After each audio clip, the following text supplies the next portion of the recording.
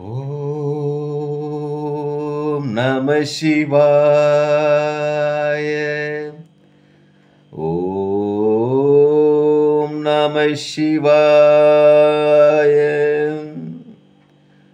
ஓம் நம சிவாய.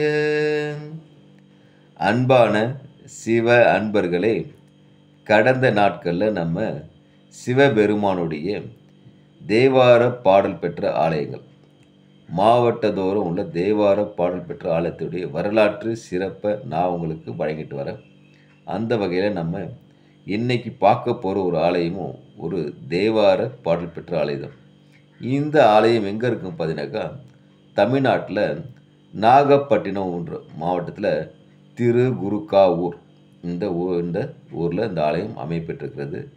இங்கு மூலவர் பார்த்தீங்கன்னா சுவேத ரிஷபேஸ்வரராகவும் வெள்ளை இடை ஈஸ்வரர் நம்ம காட்சியளிக்கிறாங்க. தாயார் நீலோபத் விசாலாட்சி காவியங்கன்னி நமக்கு காட்சியளிக்கிறாங்க. தீர்த்தம் பால் கிணறு தேவார பாடல் பெற்ற ஆலயம் இந்த ஆலயம். இப்போ இந்த ஆலயத்துடைய சிறப்பு என்னன்னாக்கா, பொதிகை சோறு வழங்கும் விழா ஆண்டுதோறும் இந்த ஆலயத்தில் நடக்கிறது. பொதிகை சோறு என்னன்னாக்கா, வெயிலின் காரணமாக தண்ணீர் தாகத்திற்கு வந்த சம்பந்தருக்கும் அவர் சிஷ்யர்களுக்கும் சிவபெருமானை பந்தலை போட்டு அவங்க தாகத்திற்கு சுவையான தண்ணீரும் கொடுத்து உணவையும் வழங்கியிருக்கிறாரு. அந்த நிகழ்வு நினைவுபூர்வ விதமாக ஆண்டுதோறும் அன்றைக்கு அனைத்து பக்தருக்கு இறைவனுக்கு உணவு படைக்கப்பட்டு அனைவருக்கும் வழங்கப்படுகிறது.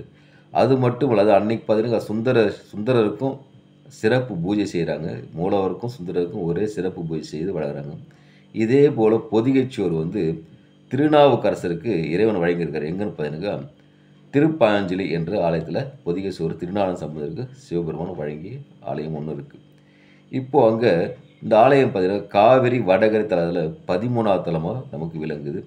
இங்கு இறைவன் சுயம்பு மூர்த்தியாக காட்சியளிக்குது. மிக சிறப்பு.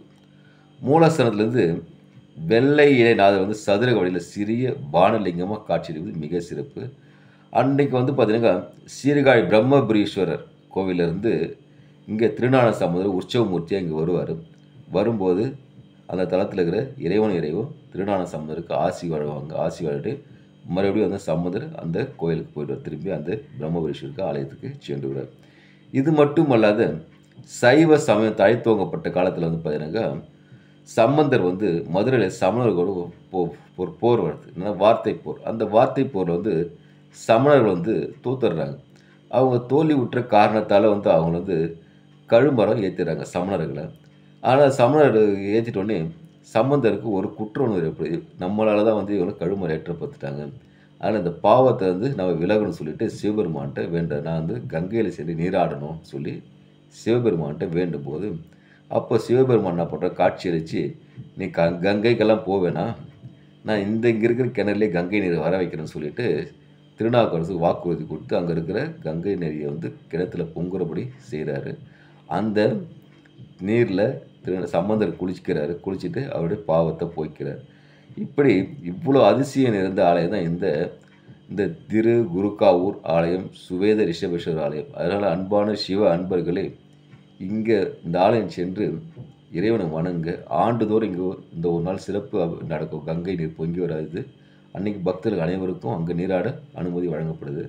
அதனால் அந்த நாள் எந்த நாள் பார்த்து தை அமாவாசை அன்னைக்கு அந்த ஆலயம் சென்று இந்த நிகழ்வில் கலந்துக்கிட்டு அங்கே இருக்க வெள்ளையடி ஈஸ்வரரையும் சுவேத ரிஷபேஸ்வரையும் வணங்கி ஈசனர் பெற்று இன்புற்று நோய் நொடிகளிட்டு தன் முன்னோர்கள் செஞ்ச பாவத்திலிருந்து தாம் செய்த பாவத்தில் விடுபட்டு இறையருள் பெற்று இன்புற்று வாழ்வும்.